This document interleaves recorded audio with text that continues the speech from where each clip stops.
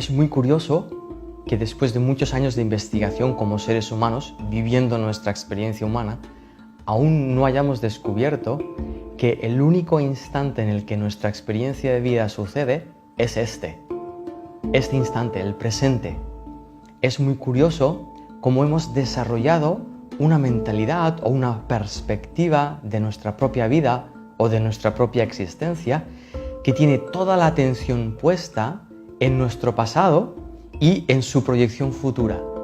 Es decir, que todo lo que yo estoy experimentando ahora está básicamente puesta la atención en cómo yo he vivido hasta ahora mi experiencia humana. Eso, sin darme cuenta, impide que yo pueda experimentar mi instante presente de forma plena. Por lo tanto, es muy lógico que me sienta frustrado en la vida, me sienta vacío en la vida, me sienta no realizado. Esa sensación de no estar realizado, de esperar que algo suceda en la vida, de que alguien aparezca en la vida que me llene, proviene de una no decisión mía de abrirme completamente a vivir la experiencia del presente. Eso también implica que si voy a estar abierto a vivir el presente, tenga que dar la bienvenida a todo lo que sucede. Y ahí nos encontramos con otro obstáculo. La mayoría de seres humanos hemos desarrollado una especie de crítica a la vida, una especie de autojuicio donde establecemos qué es lo que debe suceder y qué es lo que no debe suceder con la intención de llegar a ser felices.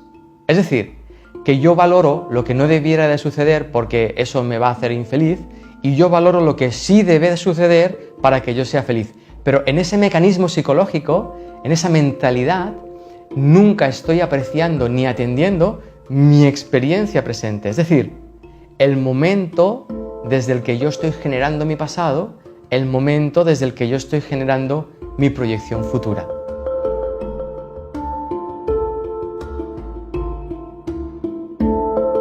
Llegado a este punto, uno podría pensar, ostras, entonces el pasado no existe, el futuro no existe, no debo de tener recuerdos, no debo de tener planes, pero el presente no tiene nada que ver con la exclusión. El presente no excluye nada, lo incluye todo. ¿Qué significa? Que si tú estás recordando lo que hiciste ayer, si estás en el presente, serás consciente de que ese recuerdo no tiene nada que ver con el pasado. Lo estás pensando ahora, lo estás recordando ahora, tiene que ver con el presente. Igual, imagínate que estás planificando irte a Islandia a pasar unas vacaciones dentro de 3 meses. Ese plan, si tú lo vives a tiempo real, si tú lo vives mientras lo estás planificando, te permitirá vivir ese viaje ya plenamente antes de que se lleve a cabo. Es decir, esto implica también que cuando yo miro al pasado, yo estoy construyendo ahora ese pasado.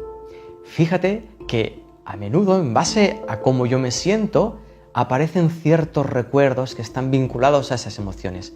Por lo tanto, yo estoy recordando, estoy configurando, estoy creando todo un abanico de pensamientos que apoyan ese sentimiento.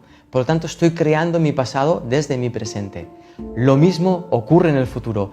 Yo estoy creando un futuro en base a cómo me siento ahora, creyendo que es en base a cómo me siento antes. Pero esa disociación mental en realidad la hacemos nosotros sin darnos cuenta.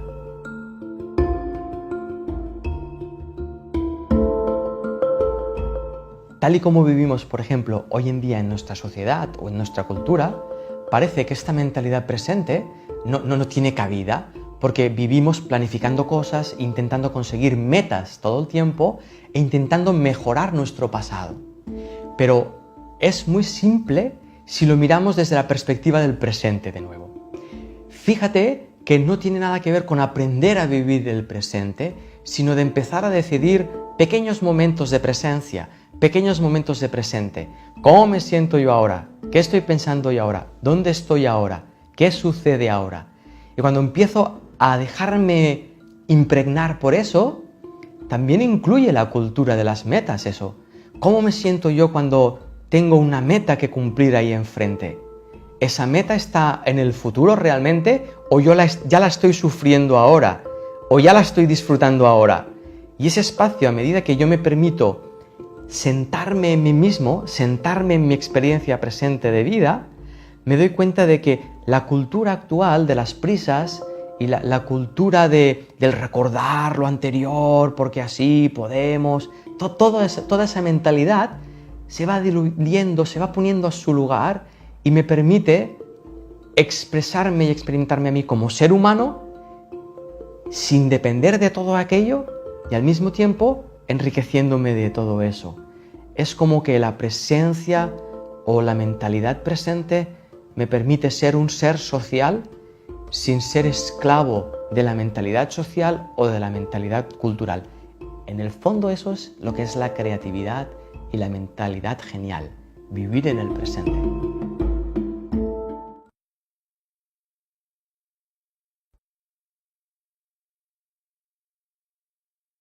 Casi que se ha convertido en un mito, en algo casi imposible, la paz mental.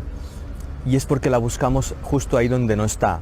La buscamos bajo un prisma humano actual y la mente actual humana no está en paz. Entonces, si realmente queremos encontrarla, se requiere de una revisión de creencias, puntos de vista y maneras de vivir actual suficientemente profunda como para finalizar en el autoencuentro. Cuando te encuentras más allá de tus creencias, encuentras esa paz, porque encuentras la libertad del ser, más allá de tu personalidad, y eso es la paz. Sí, la tendencia a ir a la comodidad parece un hábito, pero en realidad es miedo, procede de un miedo. Cuando yo vivo una vida sin saber quién soy, tampoco sé por qué la estoy viviendo. Eso genera una angustia tan profunda, tan viva, que necesito anestesiarla. Y la única forma que los seres humanos actuales sabemos es a través del bienestar. Por eso buscamos desesperadamente el bienestar y culpamos a todo y a todos de no estar bien. Sí, es paradójico, porque nuestra mirada, como está puesta en una meta no presente, cuando intentamos ser mejor persona, estamos poniendo esa meta fuera de nuestro instante presente. La aceptación de nuestra imperfección lo que hace es situarnos al presente. Y cuando estoy en el presente, ahí me puedo encontrar con mi versión mejorada. Pero no porque sea mejor, sino porque es la auténtica. Por eso es necesario asumir previamente o aceptar la condición actual en la que uno se encuentra, las imperfecciones. Cuando tú te asumes perfectamente, encuentras de nuevo la libertad.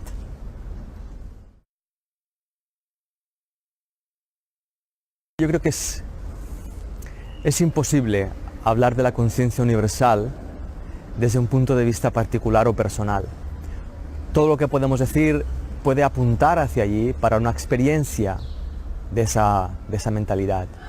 Pero en realidad podemos decir que la conciencia universal es todo menos lo que conocemos. La asunción del pasado de nuevo es básico por dos motivos. Uno, porque cuando lo asumes te das cuenta de que no existe, que está en el pasado, por lo tanto no existe. Y dos, asumirlo te sitúa en el presente de nuevo, porque es el único instante en el que tú puedes asumir cualquier imaginación. Y el pasado es una imaginación igual que el futuro. Por eso es básico también para la libertad poder asumir tus experiencias pasadas, tus recuerdos, sean cuales sean. Siempre me he preguntado, y recuerdo desde que era muy pequeñito, ¿qué había sido antes de ser Sergi? Y hoy en día aún estoy preguntándome qué es lo que soy más allá de mi personalidad, qué es lo que soy más allá de mi forma de ver al mundo. Entonces puedo ver que todo lo que yo creo ser, mi personalidad, que está forjada a través de una sociedad, de una cultura, de una educación, no era lo que yo era en realidad, sino que era lo que había justo detrás de eso. Y ahí es donde pude ver que mi personalidad era mi propio obstáculo a sentirme de forma esencial, a sentir lo que realmente estaba sintiendo. Lo increíble de esto es que a medida que vas entrando ahí en ese espacio, empiezas a ver ese mecanismo mental, emocional, toda esa estructura de personalidad, no como lo que tú eres, sino como un vehículo de expresión. Empecé a darme cuenta de que yo no era mi forma de ser, que yo era lo que había justo detrás de mi forma de ser, justo detrás de mi personalidad. Y entonces empecé a darme cuenta de que era libre de mi personalidad, era libre de cómo yo creía ser. No tenía que luchar por cambiarme, ni tampoco tenía que luchar por intentar cambiar a aquellos que desde mi personalidad yo creía que tenían que cambiar para poder llenarme. Observa cuánto tiempo dedicas en tu vida, cuánto tiempo dedicas en tu día a intentar que los demás cambien para que te puedan aportar a ti lo que tú quieres que te aporten. Y cuánto sufrimiento genera en realidad ese intento. Es tremendo porque en realidad nunca llegamos a cambiar al otro, y aunque le cambiemos un poco, nunca llega a ofrecernos aquello que estamos buscando con ese cambio. De hecho, genera mucho sufrimiento porque la otra persona está haciendo exactamente lo mismo. Recuerda que todo lo que ves afuera de ti está reflejando tu propio sistema de pensamiento. Entonces es lógico que todos los que están afuera están haciendo exactamente lo mismo. Yo me di cuenta en mis relaciones que estaba tratando de hacer que ellas me amasen.